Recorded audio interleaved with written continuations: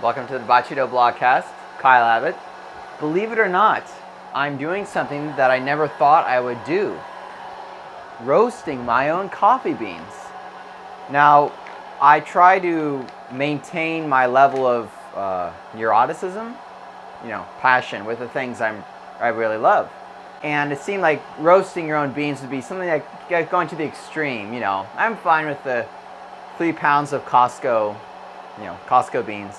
Funny thing is that with green beans, it's the cheapest way to get the freshest taste.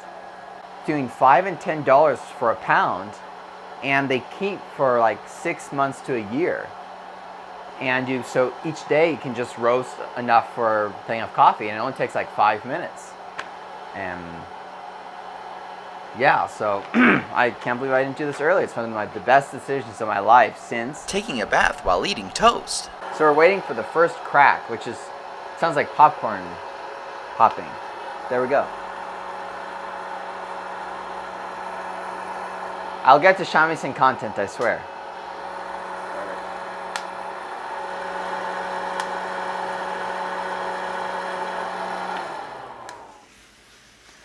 So, as I stir these, I'll tell you about a recent thing on Bachido. So Masahiro, he is wanting to learn a bit about you all. So he made a questionnaire, which I'll be sending to everyone within the week or two. It's very simple things like, how'd you get into Shamisen, if you have Shamisen experience, and my favorite is, if there's anything you'd like to see on a Shamisen, what would it be?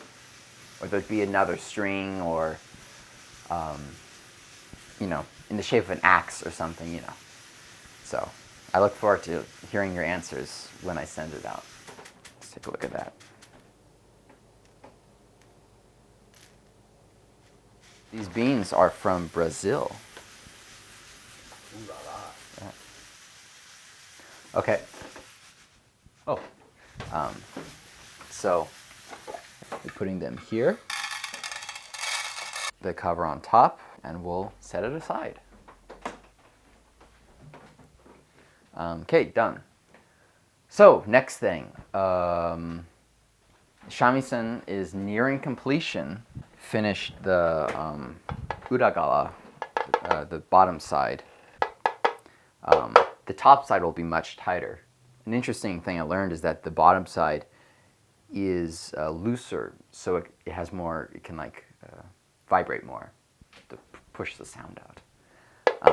So, as I've been doing kawahari, which is the skin pulling process, this wonderful man from Japan, Taichi-san, he's a professional, kawahari person himself. And as I've been doing it, he's been watching me on Skype and guiding me through the professional process that they use. So, I've amateurly done it myself for a while, but could never get anywhere near the results I got for quite a while without his help. So I'm really, really in gratitude to him. Yeah. So we're doing the front side tomorrow. On the note of kawahari, the glue is very important because that's what sticks the skin on to the dough. And to get the skin sufficiently stuck on, a real thick sticky glue is necessary. I haven't had much. Once I tried using like a Elmer's sort of, light glue, but it just pops off. So you need something really sticky and thicky. Do that again. So the best way to do kawahari, to get the skin,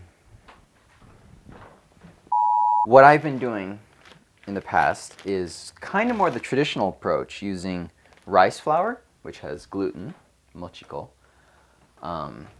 and heating over the pan. Let's try that. 2 tablespoons of flour, 2 tablespoons of water. Sometimes I want to try putting in vanilla or sugar, so I can If I have extra glue, I can just have a tasty way to get rid of it. But I've never tried that, because I don't know how the alcohol in the extract would fiddle with it. But it's surprising, I haven't tried that yet. You put it at low heat and then stir it. Keep it moving so it doesn't burn. So as it heats up, it'll get hard, it'll get difficult to stir, like now. This will probably be good. Put it in here. Let's see if I can get it right. Oh. Almost. This is kind of the consistency I got it for skinning Naguute Shamisen. However, for Tsugaru Shamisen, you need it even tighter because after the skin has been stretched, this area needs to be lifted up so you can clean under there and then put the glue on and stick it back down. I tried doing that with that glue, but when I pulled the flap up, the whole thing came off. So it's not strong enough when you get it at the tension needed for Tsugaru Shamisen. So what to do? It's called Noriko, which is glue powder. I think it's a combination of rice flour with some kind of substance added in to make it like really, really sticky. I assume it's non-toxic, but unlike this glue, I'm not gonna lick the spoon.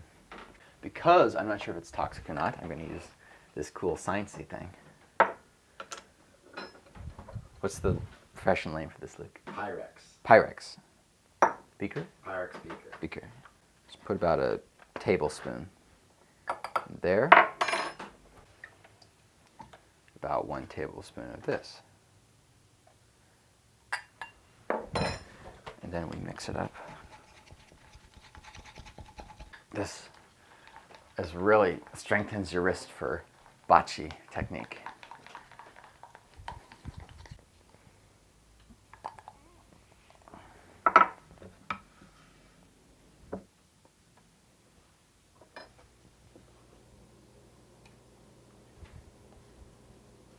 I saw Yamaguchi-san, who is at Shamisen Kato's shop.